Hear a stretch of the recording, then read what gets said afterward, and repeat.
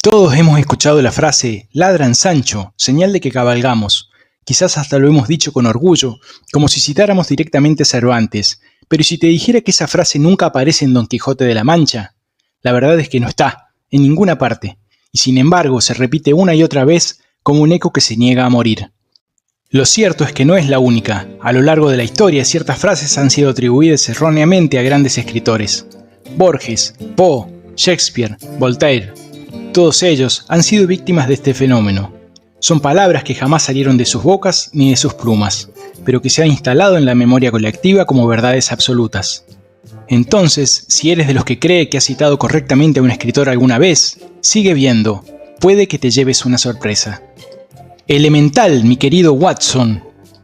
Esta frase es uno de los mayores ejemplos de citas erróneamente atribuidas en la literatura. Aunque todo el mundo la asocia con Sherlock Holmes, el detective creado por Arthur Conan Doyle, nunca la dice en los libros originales. Pero entonces, ¿de dónde viene esta frase? Si bien Holmes usa la palabra elemental en varias ocasiones para referirse a sus deducciones, nunca la combina con mi querido Watson. El origen exacto de la frase, tal como la conocemos, es incierto, pero se popularizó por las adaptaciones cinematográficas y teatrales de Sherlock Holmes. Se cree que apareció por primera vez en la película británica El retorno de Sherlock Holmes en 1929, donde el actor Cliff Brooke interpretó al detective y pronunció la línea. Otra teoría sugiere que la frase se consolidó en el imaginario colectivo a partir de las películas protagonizadas por Basil Rathbone en los años 30 y 40, que ayudaron a difundir una versión más estilizada y exagerada de Holmes. Pero entonces, ¿por qué se volvió tan popular? La frase se ajusta perfectamente a la imagen de Sherlock Holmes como un genio lógico que explica sus deducciones a su fiel compañero. Es breve, fácil de recordar y transmite la esencia del personaje, aunque en realidad sea un invento del cine y la televisión más que de la literatura. Pero lo que no es elemental es la frase siguiente, una de las grandes mentiras en cuestión de citas. Ladran Sancho, señal que cabalgamos. Esta frase es un clásico ejemplo de una cita erróneamente atribuida, en este caso a Don Quijote de la Mancha. Muchos creen que Cervantes la escribió, pero en ninguna parte de la novela aparece realmente. La frase parece derivar de un poema de Goethe, el escritor alemán, en su obra Ladradores, 1808, donde se lee: pero sus estridentes ladridos solo son señal de que cabalgamos. El poema refleja la idea de que cuando alguien avanza, inevitablemente genera críticas y molestias, algo que resuena con el espíritu de Don Quijote. Sin embargo, Goethe nunca menciona a Sancho ni a Don Quijote en este poema, lo que sugiere que alguien, en algún momento, mezcló la idea con los personajes de Cervantes y la frase se viralizó. Además, en la obra Don Quijote de la Mancha, sí hay pasajes donde los perros ladran, mientras Don Quijote y Sancho están viajando, pero ninguno tiene esta estructura ni el significado que se le atribuye. Pero entonces, ¿por qué se hizo tan popular? Pues es fácil de recordar, es corta, directa y con una imagen poderosa. Refleja una gran enseñanza, la idea de que si alguien te critica es porque estás avanzando. Pero ¿qué pasa cuando el problema no es que te ladren, sino que intenten silenciarte? Ahí es donde entra la siguiente frase. No estoy de acuerdo con lo que dices, pero defenderé hasta la muerte tu derecho a decirlo. Esta famosa frase es una declaración atribuida comúnmente a Voltaire, aunque de hecho no se encuentra en sus escritos exactos. Lo que se dice refleja el espíritu de su pensamiento, ya que encapsula una de las ideas fundamentales de la libertad de expresión y el pensamiento crítico que Voltaire defendió a lo largo de su vida. El filósofo del siglo XVIII fue una de las figuras más prominentes de la Ilustración. Defendió la libertad individual, la razón, la tolerancia religiosa y sobre todo la libertad de expresión. Durante su vida fue el feroz crítico de la intolerancia, el autoritarismo y las injusticias sociales, lo que lo llevó a enfrentarse con el poder en varias ocasiones. Voltaire creía que aunque las opiniones de las personas pudieran ser erróneas o impopulares, nadie debía ser silenciado por ellas. En este sentido, la frase refleja su postura ante el derecho a la libertad de expresión. No necesariamente tendríamos que estar de acuerdo con todo lo que se dice, pero sí defender ese derecho fundamental a decirlo. Esta frase tiene una paradoja: defender hasta la muerte el derecho a expresar una opinión con la que no estamos de acuerdo. Este tipo de postura implica que la libertad de expresión no es condicional ni selectiva, sino que debe ser universal. La libertad de expresar pensamientos, incluso los más controvertidos o molestos, es una piedra angular para la construcción de una sociedad plural y democrática. Su verdadera autora fue Evelyn Beatrice Hall, quien en 1906 la incluyó en su libro Los amigos de Voltaire, como una manera de sintetizar la postura filosófica del pensador francés. No obstante, el tiempo y la repetición la transformaron en una cita falsa de Voltaire. Ahora bien, en un mundo donde defendemos el derecho a expresar cualquier opinión, incluso las más controvertidas, nos adentramos en el dilema clásico de la moralidad y el pragmatismo. Y es que, ¿estamos dispuestos a justificar cualquier acción si el fin es lo suficientemente grande? Porque como diría Maquiavelo, el fin justifica los medios. Solo que no lo dijo. El fin justifica los medios. Frecuentemente atribuida a Nicolás Maquiavelo, nunca aparece literalmente en sus obras. Sin embargo, la frase refleja el enfoque que erróneamente se ha asociado con Maquiavelo, en particular con su tratado El Príncipe.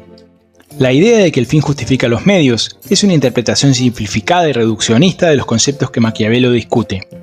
Aunque el autor aboga porque los gobernantes utilicen cualquier recurso necesario para mantener el poder y la estabilidad del Estado, nunca se expresa tan explícitamente de la manera en la que se le suele recordar. La frase refleja más un enfoque pragmático sobre la política que un principio moral que Maquiavelo defendiera sin reservas. El concepto en sí mismo ha sido objeto de críticas intensas, ya que plantea un dilema ético. Si los fines de un acto son considerados buenos, como el bienestar común o la seguridad, ¿justifica esto que se utilicen medios inmorales o crueles para lograrlos? Este principio pone en tensión la ética deontológica, que valora los medios, y la ética utilitaria, que valora los resultados. Todo este debate sobre la justificación de los medios por el fin y las decisiones difíciles que los seres humanos deben tomar en nombre de un bien mayor, nos llevan a cuestionar las estructuras morales que nos han guiado durante siglos. En este contexto, aparece una de las frases más impactantes que la filosofía moderna ha tenido: Dios ha muerto. Dios ha muerto. La famosa frase Dios ha muerto es una de las más citadas de Friedrich Nietzsche, pero a menudo se malinterpreta. La frase Dios ha muerto no aparece exactamente en esa forma en las obras de Nietzsche. Lo que el autor hace, más precisamente, es declarar la muerte de Dios en un sentido simbólico y filosófico, una idea que desarrolla a lo largo de varios de sus textos. La frase completa, como más tarde se recogió, proviene de la Galla Ciencia, 1882, específicamente en el aforismo 125, titulado El Loco, en el que se presenta una escena en la que un loco sale corriendo por la plaza gritando: ¿Dónde está Dios? Se los diré, nosotros lo hemos matado, ustedes y yo, todos somos sus asesinos. Pero ¿cómo lo hicimos? ¿Cómo logramos secarlo? ¿Cómo conseguimos que dejara de vivir? En esta afirmación, Nietzsche no nos está diciendo que Dios haya muerto en un sentido literal, sino que está señalando un cambio profundo en la mentalidad occidental. La muerte de Dios se refiere a la pérdida de la autoridad de la Iglesia tradicional y de los valores absolutos que habían fundamentado el cristianismo y otras doctrinas religiosas.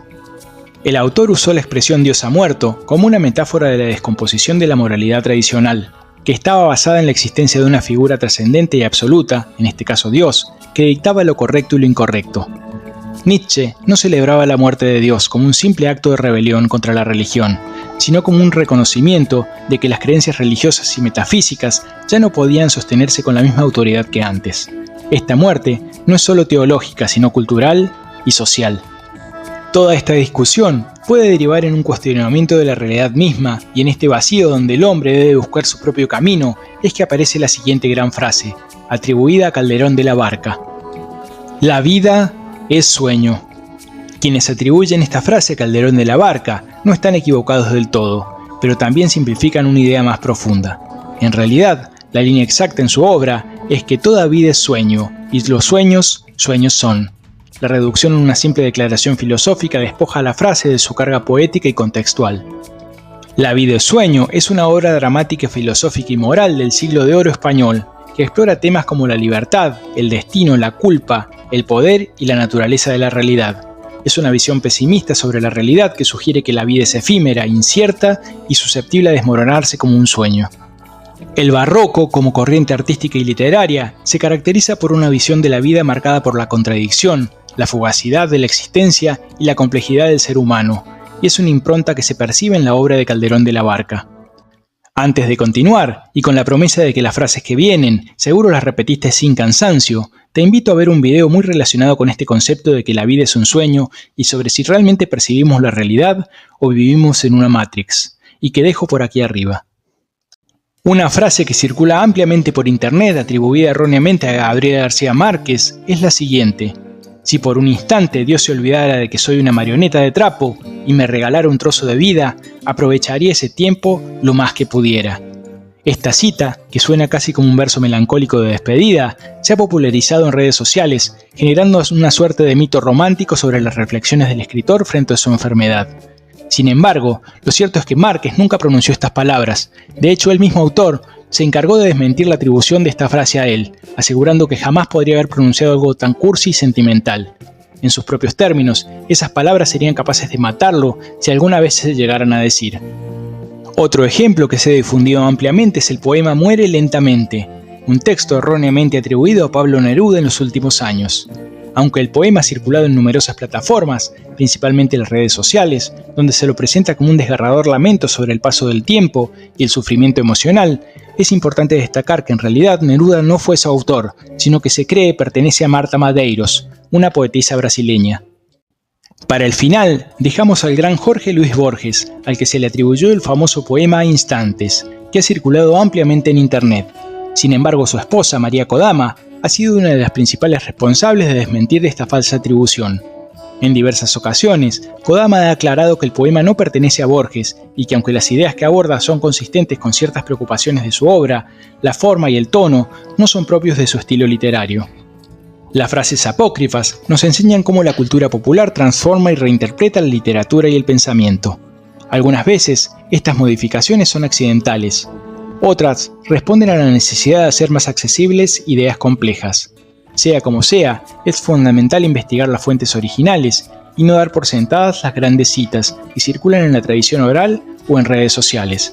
Porque al final del día, lo que creemos saber puede no ser más que otro sueño en la vasta historia de la palabra escrita. Si esta nota ha sido de tu interés, te pido colocar me gusta, suscribirte al canal y dejarnos algún comentario sobre si conoces alguna otra frase u obra que no pertenezca a quien se le atribuye. Yo soy Gonzalo y esto es Literatura al Extremo. Un saludo para todos ustedes.